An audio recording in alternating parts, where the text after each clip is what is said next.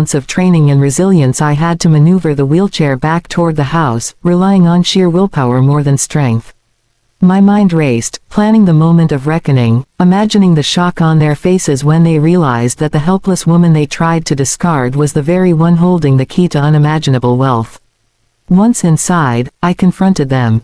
My voice, though trembling from cold and adrenaline, was steady and filled with an authority they had never seen in me before. I revealed my assets, my accounts, my investments, and the control I had over every penny. The room went silent. My husband froze, his face a mixture of disbelief and guilt, while his family paled, struggling to comprehend that the person they thought was powerless had, in reality, been in full control the entire time. It wasn't just about money, it was about respect, dignity, and proving that cruelty has consequences. They had assumed weakness equaled vulnerability, but they failed to understand that resilience often hides behind a quiet exterior. I made it clear that any further attempts to manipulate or belittle me would result in permanent estrangement and financial separation. I didn't need revenge, I needed recognition that I was not to be underestimated, that I had survived the storm both literally and metaphorically, and that I could reclaim my life on my terms. That blizzard, which they thought would break me, instead became the catalyst for transformation. I emerged stronger, more self-assured, and fully in control. I had learned that power isn't always loud, and strength isn't always visible. While the snow left marks of its own, it couldn't touch the inner fire that had always defined me.